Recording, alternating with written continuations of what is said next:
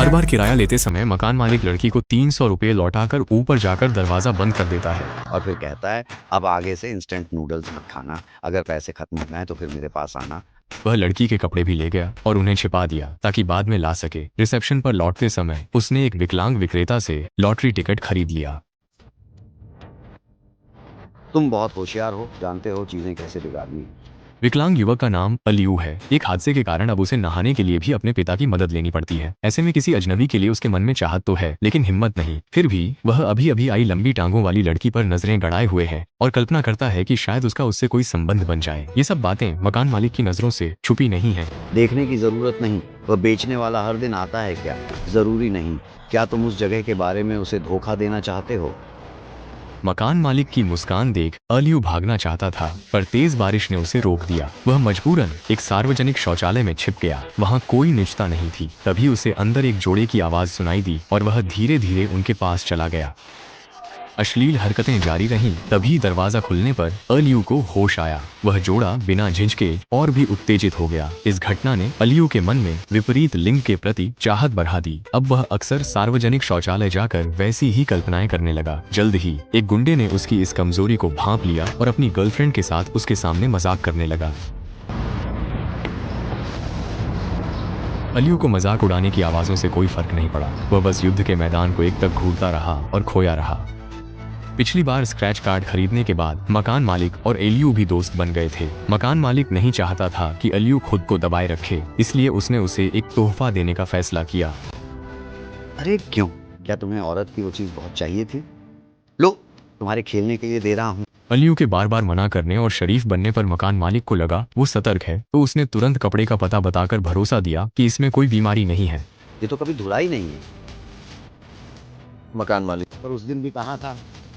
उसने एलियू को शौचालय में ताक झांक करते देखा। आगे से कुछ भी हो तो मुझे तुरंत बताना।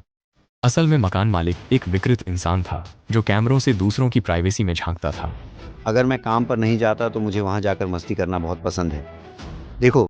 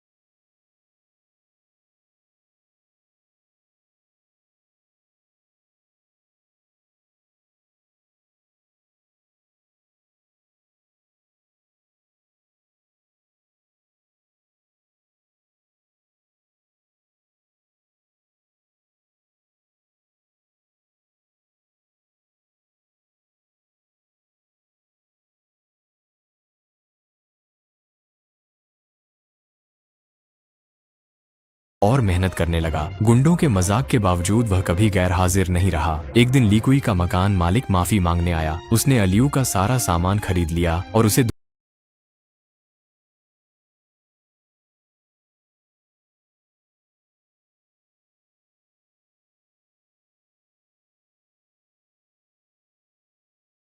मकान मालिक की पहले की घिनौनी मुस्कान भी अचानक बेहद साफ सुथरी लगने लगी।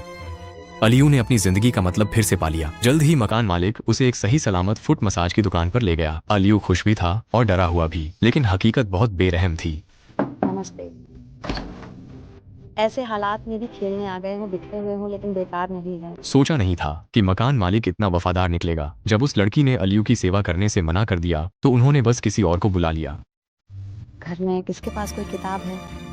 अलियू शर्मिंदा हुआ और मकान मालिक का सब्र भी टूटने लगा। आखिरकार उसने अलियू के लिए एक उम्रदराज महिला ढूंढ ली। महिला का व्यवहार अच्छा था, पर दरवाजे पर पहुंचते ही अलियू ठिठक गया। थोड़ी जवान चाहिए। ये तो मेरे पापा जैसे लग रहे हैं। तो ऐसा लगता है कि सब कुछ बदल गया है।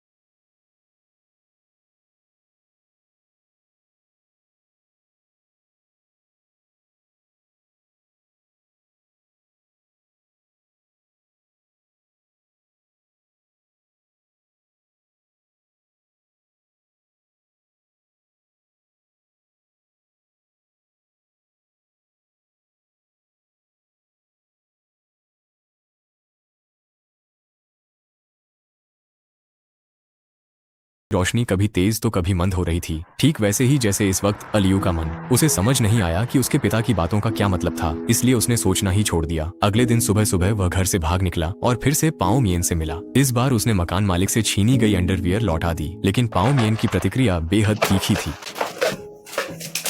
तुम मुझे क्यों सताते हो? तुम सब मुझे क्यों सताते हो? पाओ मियन टूट गया। अपनी अंडरवियर दूसरों के हाथों में देख उसे लगा वह बस एक खिलौना है। मकान मालिक ऊब कर उसे अलियू को देता और फिर किसी और को। अलियू उसकी हालत से अनजान बस उसके शांत होने का इंतजार करता रहा। जब पाओ मियन थमा तब अलियू ने उससे बात की। तुम्हें चिंता करने की जरूरत नहीं कि कोई तुम्हें सताएगा। मैं खुद भी तो सताया जाता हूँ। तुम काका से प्यार नहीं करते, कोई ना कोई तुम्हें सताएगा ही। कहते ही रहो, कभी खत्म नहीं होगा। देखो, मैं हमेशा दूसरों के लिए बस एक छोटा सा बेकार अपाहिज इंसान ही रहा हूँ। विकृत। दुखी सुनहरी मछली ने दोनों को एक दूसरे का दर्द समझने का मौका दिया। अब अलियू भी खुद को छुपाता नहीं है। कई बार सच में छुप जाने का मन करता है और कभी कभी तो ये काफी मजेदार भी होता है। नहीं जाऊंगा। दोनों तुरंत सहमत हो गए और साथ में पब्लिक टॉयलेट में घुस गए। यहाँ गंदगी और बदबू थी और सिर्फ ऐसे बेचारे लोग जिन्हें दुनिया ने ठुकरा दिया है यहाँ रुकते हैं। दीवारों पर बेतरतीब ढंग से लिखी गई तमाम बातें देखकर हाउमैन को यहाँ कुछ अपनापन सा महसूस हुआ। इन्हीं में से कुछ में सुपारी देकर हत्या करवाने की बातें भी लिखी थीं। कातिल को हत्या करने के लिए 3 शर्तें चाहिए होती हैं। एक सुपारी, एक लक्ष्य, एक इनाम। इन 3 में से अगर एक भी कम हो तो वह सिर्फ हत्यारा कहलाता है। बचपन में नहीं। सामने खड़े गंभीर चेहरे वाले पाओमियन को देखकर अलियू मुस्कुरा पड़ा, लेकिन पाओमियन मजाक नहीं कर रहा था। अगर हो सके मैं चाहता हूँ कि वह मेरी खातिर किसी को मार दे। तुम किसे मारना चाहते हो? अगर मैं तुम्हारे लिए किसी को मार दूं तो तुम मुझे क्या इनाम दोगे? चलो तुम्हें पाउमियन खिला ले चलूं। यही वह पल था जब दो अकेली आत्माएं धीरे धीरे एक दूसरे से जुड़ने लगीं। वे दोनों वापस छोटी दुकान पर गए, आम प्रेमियों की तरह शरारतें की, साथ में बुलबुलें उड़ाए, साथ में पाउमियन खाया और उन खूबसूरत चीजों को फिर से जीना सीखा जो कब की खो चुकी थीं। लेकिन उन्हें पता नहीं था कि ये सब पाउमियन की मंदबुद्धि मां देख रही थी। अलियू डर गया।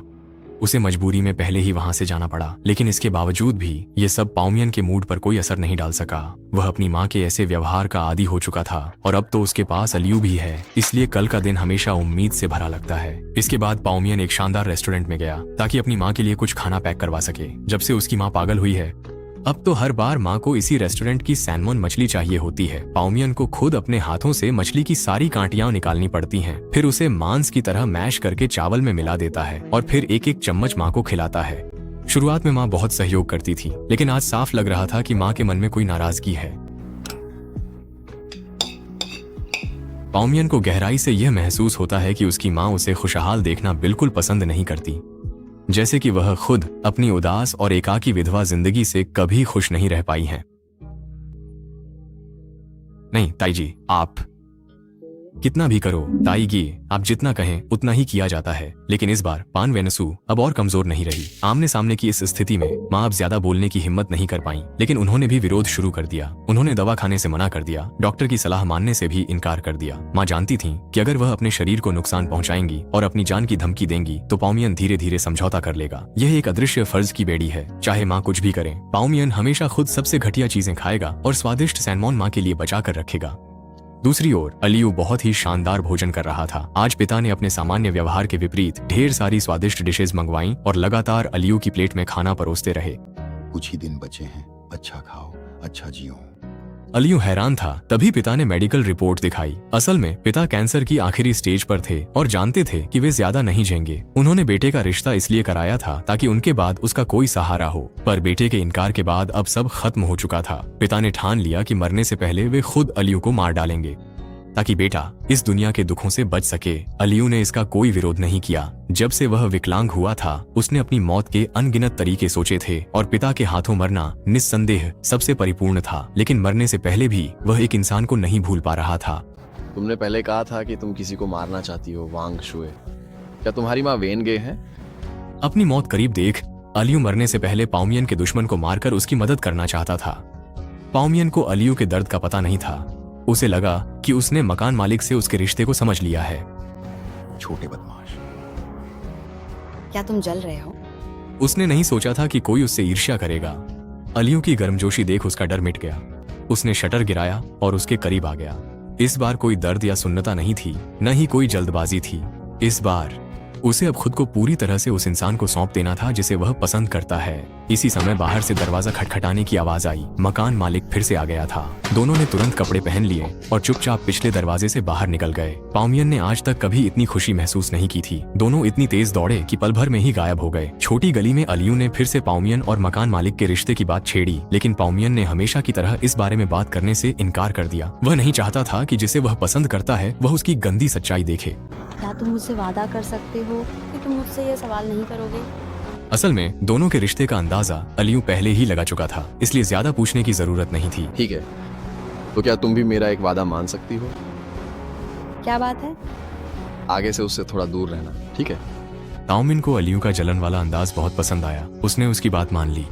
उन्हें यह पता नहीं था कि यह प्रेमियों का आखिरी आलिंगन और चुंबन होगा। विदाई के समय अली ने बस नूडल्स मंगवा लिए, लेकिन सोचने पर भी कुछ कहने को नहीं था, इसलिए बस हल्के से अलविदा कह दिया। पास में खड़ी को यह नहीं पता था कि अलियू को उसके पिता जल्द ही मार डालेंगे। वह तो बस खुशी खुशी दुकान में लौट आई। जैसे ही वह अंदर आई, उसने मकान मालिक की जानी पहचानी आवाज सुनी। अगर आप दरवाजा खोल भी दें तो क्या आप मदद के लिए खोलेंगे? आप उस पुजारी की किस बात को इतना गंभीर मान रहे हैं? लगता है मकान मालिक बाजार में लौट रहे हैं और नूडल कंपनी ने अलियू की बात मान ली है। इस बार वह पक्के इरादे में है। उठो उठो,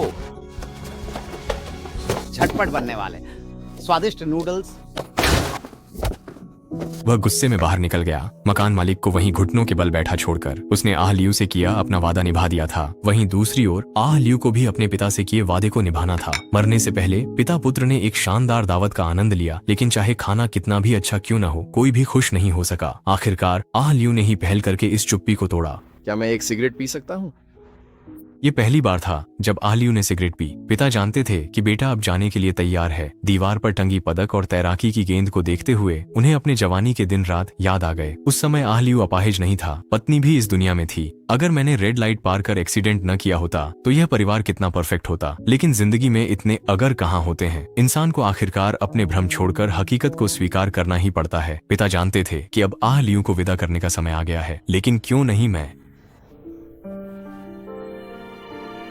पिता की पकड़ ढीली थी, पर आह लियू ने विरोध नहीं किया। उसने पिता के हाथों मौत को अपनी किस्मत मान लिया था। आह लियू की मौत के बाद भी पिता को राहत नहीं मिली। अब कोई लगाव नहीं बचा था। वे बस कैंसर से अपनी मौत का इंतजार कर रहे थे। आखिरकार पिता घिसटते हुए पुलिस स्टेशन सरेंडर करने पहुंचे। जब उन्हें गिरफ्तार किया गया, दुनिया बहुत तेजी से घूम रही है। छोटी दुकान में पाउमियन अपनी मां को खाना खिला रहा है, लेकिन क्योंकि पाउमियन ने मकान मालिक के सौदे को ठुकरा दिया था, अब वह बिल्कुल भी सैमा मछली खरीदने में असमर्थ है। यह देखकर मां नाराज हो गई। पाउमियन द्वारा खुद बनाए गए खाने को मां बिल्कुल नहीं खाती और मां को खाना खिलाने के लिए पाउमियन को मजबूरन आह लियू से धोखा कर फिर से मकान मालिक के पास जाना पड़ा।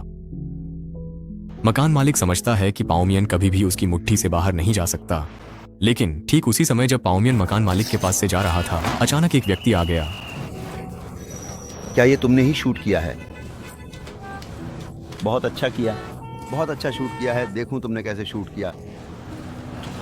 किराएदार ने मकान मालिक को चाकू मार दिया, जिसे उसने छिपकर रिकॉर्ड किया था। उसी वीडियो से मुख्य पात्र ट्रोल हुए और अंततः यह बुरा मकान मालिक अपनी ही हरकतों का शिकार बन गया। वहीं किसी ने 300 युआन से सैमा मछली खरीदी। घर लौटने पर पता चला कि भूखी मां ने उसका खाना पहले ही खा लिया था। मछली तो बस पाउमियन को तंग करने का बहाना थी। मां की असलियत जानते हुए भी पाउमियन आदतन मछली साफ कर उन्हें खिलाने लगी। वह इस नियंत्रण से मुक्त नहीं हो सकी और मां की ज्यादतियां और बढ़ाच गईं। तू अन है, तुझे दूसरों से करवाना अच्छा लगता है। खाना खा। खाना खा।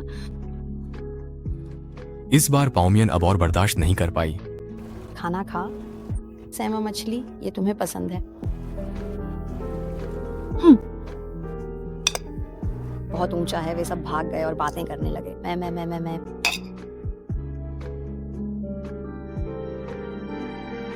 पाऊं। नूडल्स खिलाने की रफ्तार और तेज हो गई। वह सिर्फ सैमा मछली ही नहीं, बल्कि दिल में बसी गहरी नफरत भी अंदर भर रही थी। मैंने भी वही किया। फिर तुम सिर्फ मुझे ही क्यों डांटती हो? क्यों? वो लोग सच में उधर कुछ नहीं रोकते। तुम लोग मुझे इतनी बुरी तरह कैसे डांट सकते हो? हाओमिन और भी उत्तेजित हो गया। जब उसे होश आया, तब तक उसकी मां दम घुटने से मर चुकी थी। पाउमियन घबरा गई। तभी अलियू ने दरवाजा खटखटाया। असल में वह मरा नहीं था, बस बेहोश हो गया था। होश में आने के बाद उसने रोती हुई पाउमियन को दिलासा दिया कि वह उसके साथ है और सब संभाल लेगा। पर जैसे ही उसने कमरे में मां की लाश देखी, वह भी सन्न रह गया। जल्दी से पुलिस को फोन करो। मैंने जानबूझकर नहीं किया था। अलियू जानता था कि पाउमियन जेल जाने से डर रही है। उसे अचानक शौचालय में किया गया अपना वादा याद आ गया कि वह पाउमियन का कातिल बनेगा। तो आज वह यह वादा पूरा कर देगा। मुझे दे दो, मैं तुम्हारे साथ रहूंगा। इसके बाद अलियू ने कैंची उठा ली और पाउमियन की मां की लाश पर वार कर दिया, ताकि इस हत्या की सारी जिम्मेदारी अपने ऊपर ले सके। यह उसके जीवन का सबसे साहसी काम था। ऐसा क्यों किया? पुलिस को बुलाओ। ऐसा क्यों किया? क्योंकि मैं एक हत्यारा हूं, मुझे अपना इनाम चाहिए। लड़की ने वादा निभाया और अलियू के लिए नूडल्स बनाए। अपनी आदत के अनुसार वह 3 मिनट रुककर ही खाती थी। अगर 3 मिनट इंतजार किया तो फिर समय नहीं बचेगा। देखने में ये सबसे स्वादिष्ट नूडल्स नहीं लग रहे हैं। अगर पुलिस आ गई तो मैं भी नहीं खा पाऊंगा।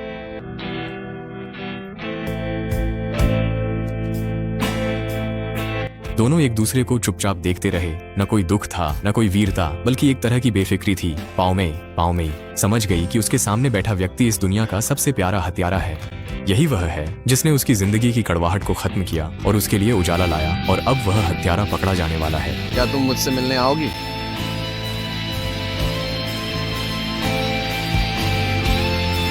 इसके बाद कुछ भी नहीं कहा गया, लेकिन यह हजारों शब्दों से ज्यादा था। दो प्यार करने वालों ने एक बार फिर एक दूसरे को बचा लिया। अलियू जल्दी ही पकड़ा गया, लेकिन जब उसके पिता ने उसकी पीठ की ओर देखा तो वह खास तौर पर संतुष्ट थे, क्योंकि वह समझते थे कि अलियू जेल में बाहर से कहीं बेहतर रहेगा। कम से कम उसे खाना पीना मिलेगा, सिर पर छत होगी और अब वे निश्चिंत होकर जा सकते हैं।